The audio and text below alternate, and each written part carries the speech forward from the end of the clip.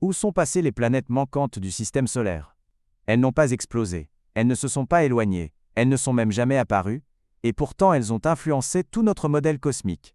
Des planètes comme Vulcain, Nibiru, la planète 9, l'une après l'autre, ces planètes fantômes ont été inventées, suivies, puis oubliées. Alors dans le temps qui suit nous allons découvrir toute leur histoire, de l'hypothèse à la réfutation. Et ensuite nous poserons une question plus profonde, si elles n'ont jamais vraiment existé, qu'est-ce qui perturbe cet univers? Pendant des millénaires, la compréhension de l'humanité du cosmos était extrêmement limitée. Les seules planètes que nous pouvions voir n'étaient que 5. Mercure, Vénus, Mars, Jupiter et Saturne. Ces corps ont pu être découverts parce qu'ils étaient brillants et faciles à repérer, même à œil nu à une époque sans télescope moderne. Mais à la fin du XVIIIe siècle, tout a commencé à changer. Un astronome nommé William Herschel a découvert un nouveau corps céleste bleu glacier. Au début, tout le monde pensait que ce était qu'une étoile ordinaire. Ce n'est que plus tard qu'ils ont réalisé avec stupeur qu'il s'agissait d'une toute nouvelle planète, que nous appelons aujourd'hui Uranus. Elle est plus de 19 fois plus éloignée du Soleil que la Terre. Imaginez, il lui faut 84 ans pour effectuer une orbite complète autour du Soleil. Cela signifie que du moment où une personne naît au moment où elle vieillit, Uranus vient de terminer un tour. La découverte de Herschel a non seulement révélé l'existence d'Uranus, mais aussi des systèmes d'étoiles binaires et des nébuleuses. À cette époque, une telle découverte a presque redéfini la compréhension de l'humanité de la structure de l'univers. Cependant, alors que les scientifiques approfondissaient l'orbite d'Uranus, ils ont découvert quelque chose d'étrange. Son orbite semblait être perturbée par une force invisible, montrant de subtiles déviations qui ne correspondaient pas au modèle prédictif. Cette anomalie a déclenché une nouvelle ligne de raisonnement. Les scientifiques ont cru qu'une autre planète, inconnue, l'attirait doucement avec sa gravité. Ils ont commencé à s'appuyer sur des modèles mathématiques pour prédire la position de ce corps mystérieux. Finalement, en 1846, ils ont réussi à capturer ce pousseur invisible avec un télescope, Neptune. Parce qu'il est si lointain et que sa luminosité est si faible, il est complètement invisible à l'œil nu. Était la première fois que l'humanité vérifiait l'existence d'une planète par le calcul plutôt que par l'observation. Et cette exploration ne s'est pas arrêtée là. À peu près à la même époque, en observant Mercure, les scientifiques ont découvert une autre anomalie. L'orbite de cette planète la plus proche du Soleil montrait des déviations qui ne correspondaient pas aux prédictions du modèle. Elle n'orbitait pas de manière aussi stable que les autres planètes. Sa trajectoire semblait être doucement tirée par une main invisible. Pour expliquer cette anomalie, un astronome français, Urbain Le Verrier, a proposé une hypothèse audacieuse. Peut-être y avait-il une planète non découverte entre le Soleil et Mercure. Personne ne l'avait jamais vue, mais elle pourrait être là, expliquant parfaitement le mouvement étrange de Mercure. Il l'a nommée Vulcain, symbolisant la chaleur, la dissimulation et le mystère. On croyait que cette planète hypothétique avait une surface brûlante, orbitant très près du Soleil. Elle aurait pu être la coupable des perturbations orbitales de Mercure. Cette idée a rapidement suscité une large attention dans la communauté astronomique mondiale. Bien que certains aient mis en doute que si elle était aussi grande que Mercure, elle aurait dû être découverte depuis longtemps, d'autres scientifiques ont proposé une autre possibilité. Vulcain était plus petite que Mercure, et son orbite était plus proche du Soleil. C'est précisément pour cette raison qu'elle était longtemps cachée derrière éclat brillant du Soleil, la rendant difficile à observer directement. Selon les calculs, était qu'à environ 13 millions de miles du Soleil, alors que Mercure à son point le plus proche est à 28,5 millions de miles. Cela signifiait que la distance de Vulcain était près de la moitié de celle de Mercure. Encore plus fascinant, certains ont prédit que sa période orbitale était de 19 jours et 18 heures, avec une inclinaison orbitale de 12 degrés, la rendant plus inclinée que les autres planètes. Parce qu'elle était si proche du Soleil, même à son point le plus éloigné, elle serait toujours perdue dans éclat du Soleil. Alors, les scientifiques ont commencé à spéculer qu'on ne pourrait la voir que lors d'une éclipse solaire totale, lorsque la Lune bloque complètement le Soleil, la révélant dans cette brève fente d'obscurité.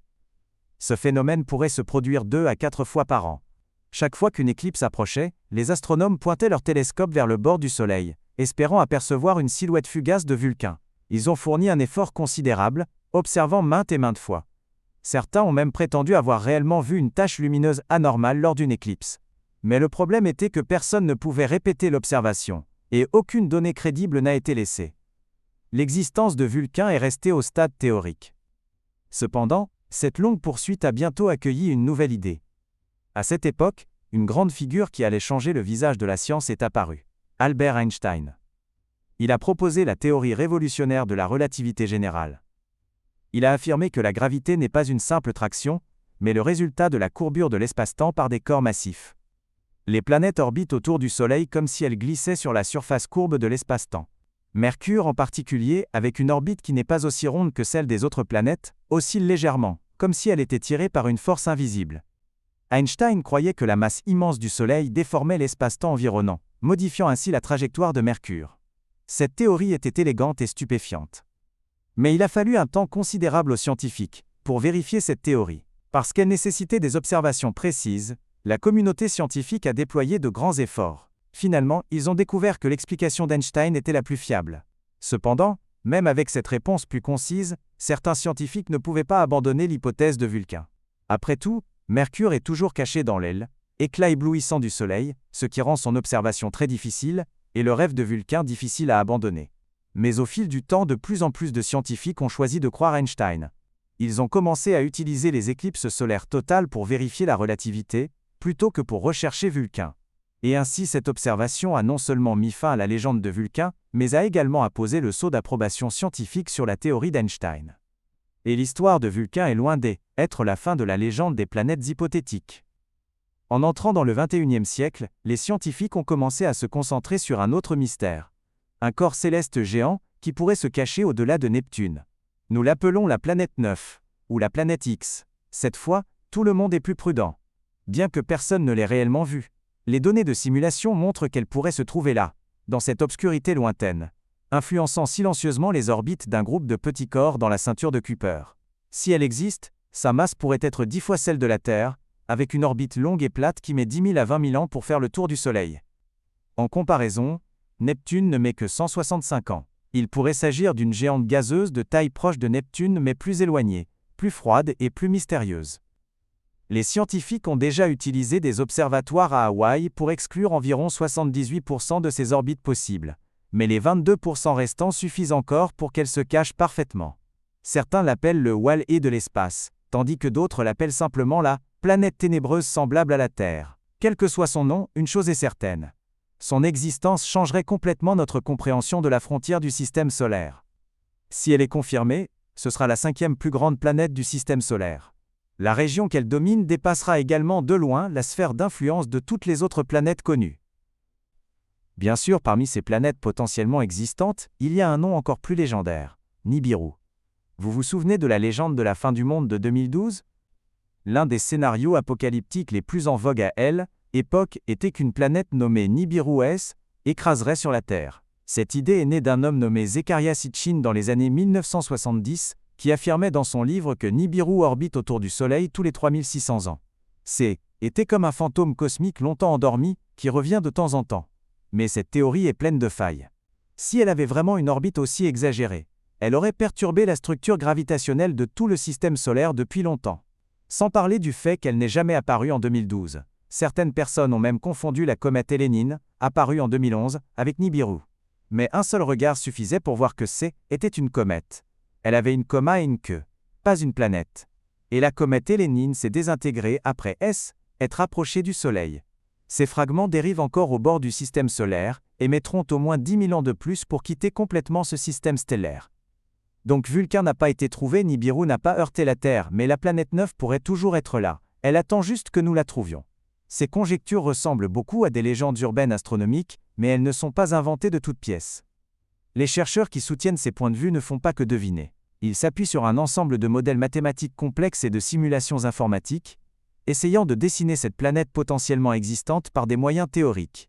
Et cette hypothétique planète 9 se trouve expliquer toutes les anomalies étranges dans cette région bizarre au-delà de Neptune.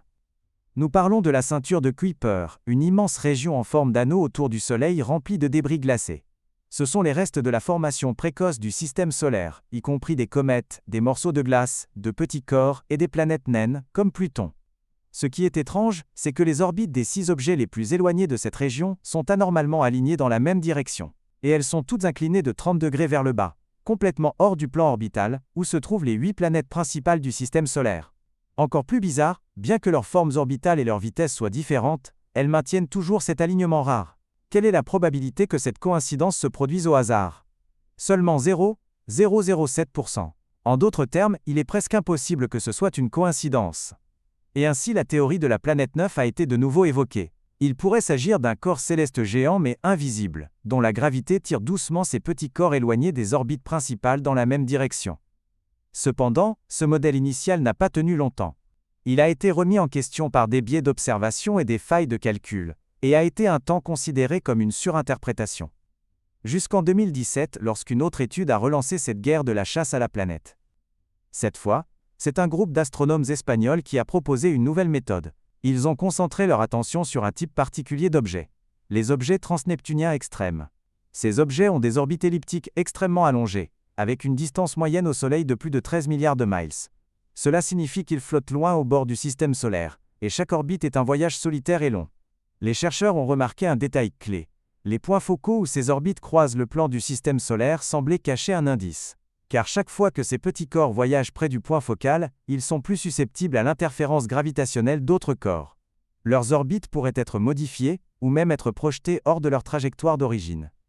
Mais voici le problème. Si leurs orbites sont stables, alors tout est normal. Mais une fois que les orbites dévient, et qu'il n'y a pas de source claire de perturbation aux alentours, cela ne peut signifier qu'une chose. Un géant invisible agite cette région. La conclusion de l'étude était claire.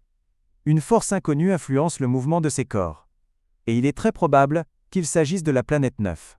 Selon les prédictions des simulations, cette planète pourrait être 300 à 400 fois plus éloignée du Soleil que la Terre. Elle ne s'est jamais montrée, mais elle a laissé une série d'empreintes orbitales. À ce jour, le comportement orbital de ces objets transneptuniens extrêmes reste notre preuve la plus solide pour trouver la planète 9. Si vous êtes toujours sceptique à l'égard de cette théorie, regardons en arrière dans l'histoire. La découverte de Neptune était précisément due aux anomalies orbitales d'Uranus. À l'époque, la mécanique newtonienne ne pouvait pas expliquer parfaitement le mouvement d'Uranus. Alors les scientifiques ont émis l'hypothèse qu'une planète inconnue l'attirait secrètement. Ils ont ensuite utilisé les mathématiques pour déduire la position de ce corps, et bien sûr ils ont trouvé Neptune. Avance rapide jusqu'en 2021, et le sujet de la planète 9 a été de nouveau enflammé. Après avoir corrigé l'ancien modèle, les chercheurs ont proposé une toute nouvelle hypothèse. Peut-être que l'orbite de cette planète mystérieuse n'est pas aussi lointaine que nous le pensions. Il ne lui faudrait peut-être qu'environ 7000 ans pour faire le tour du Soleil. Était une nouvelle énorme, parce que cela signifiait que son orbite était beaucoup plus courte que les 10 000 à 20 000 ans estimés précédemment. En d'autres termes, elle pourrait être plus proche de nous. Si c'est le cas, nos télescopes pourraient vraiment être en mesure de capturer son image dans un avenir prévisible. Encore plus excitant, le dernier article estime qu'il y a une probabilité de 99% que ces objets de la ceinture de Kuiper aux orbites étranges soient effectivement influencés par ce géant invisible. Et que ce ne soit pas une coïncidence ou une erreur d'observation. Vous avez bien entendu, 99%.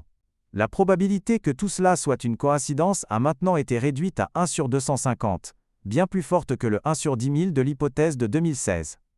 C'est pourquoi nous persistons encore aujourd'hui à la rechercher. Parce que chaque modèle amélioré, chaque élimination précise, réduit son espace de cachette. Comme nous l'avons mentionné précédemment, équipe de recherche à Hawaï, utilisant le télescope Pan-STARRS et le système de réponse rapide, a déjà exclu 78% de ses cachettes possibles. Cela ressemble à chercher une aiguille dans une botte de foin cosmique, mais nous commençons à avoir une carte entre les mains. Mais même ainsi, la planète 9 reste un fantôme. Elle semble apparaître et disparaître au bord sombre du système solaire, laissant une série de mystères mais ne se montrant jamais. Mais les astronomes et les passionnés de science n'ont pas abandonné. Ils croient fermement qu'elle est là. Et peut-être que bientôt nous accueillerons cette nuit où son existence sera confirmée. Si la planète 9 existe vraiment, alors elle n'aura nulle part où se cacher sous la surveillance de ce système. Mais même avec de plus en plus de preuves, l'existence de la planète 9 n'a toujours pas atteint un consensus dans la communauté scientifique. Pourquoi ? Parce que ce n'est pas la seule explication possible de ces anomalies. Certains scientifiques ont proposé qu'il n'y a peut-être pas de grandes planètes fantômes, mais tout un groupe de petits corps dans la ceinture de Kuiper, comme des planètes naines, des comètes, et même quelques lunes lointaines. Leur gravité collective est ce qui façonne ces orbites étranges. Il existe une hypothèse encore plus audacieuse, selon laquelle il ne s'agit pas du tout d'une planète, mais d'une entité plus extrême, un trou noir. Un trou noir petit mais extrêmement dense pourrait se cacher tranquillement au bord du système solaire, utilisant sa propre gravité puissante pour perturber le mouvement des corps dans cette région. Après tout, un trou noir est l'une des sources de gravité les plus mortelles et les plus puissantes de l'univers. Il pourrait tout à fait imiter les effets similaires à ceux de la planète 9. Mais ensuite est venue une vue plus radicale. Certains physiciens pensent que le problème pourrait venir de nous-mêmes. Peut-être que notre compréhension de la gravité elle-même est erronée. Ils ont proposé une théorie appelée la dynamique newtonienne modifiée, qui suggère que dans des régions interstellaires extrêmement lointaines, la gravité ne fonctionne plus comme nous la connaissons. Ces petits corps froids loin du Soleil se comportent si étrangement, non pas parce qu'ils sont influencés par une planète, mais parce qu'ils commencent à ressentir l'attraction subtile de la gravité de toute la Voie lactée. Cette idée semble très avant-gardiste, mais même les partisans de cette théorie admettent que les preuves sont loin d'être suffisantes. Il faut encore une bien plus grande quantité d'observations et de vérifications de données. La vérité sur la planète 9 est donc toujours en suspens. Mais l'imagination des scientifiques ne s'arrêtera jamais là. Alors que la planète 9 n'a pas encore été confirmée, un autre groupe de chercheurs a lancé un nouveau candidat, une planète tellurique. Elle pourrait être aussi grande que Mars, ou proche de la masse de la Terre, avec une orbite située juste au bord de la ceinture de Kuiper. Mais avec cela vient un autre problème. Si elle est vraiment si petite, sa gravité pourrait ne pas être suffisante pour nettoyer sa propre trajectoire orbitale des débris. Était l'une des principales raisons pour lesquelles Pluton a été rétrogradé. Alors ne vous emballez pas trop. Cette soi-disant planète tellurique pourrait finir par être qu'une autre planète naine. À la fin de la vidéo, avez-vous remarqué un problème? Tout le monde demande où se trouve la planète 9. Mais très peu demandent ce qu'elle est. Nous supposons que c'est un corps céleste, avec une masse, une orbite, et contrôlé par la gravité. Mais, et si ce n'était pas le cas? Et si était une sorte de frontière, une fissure dans la structure de l'univers, une variation des constantes physiques, une illusion que nous prenons pour une planète? Alors suivons-nous un corps céleste, ou la fin de la réalité elle-même?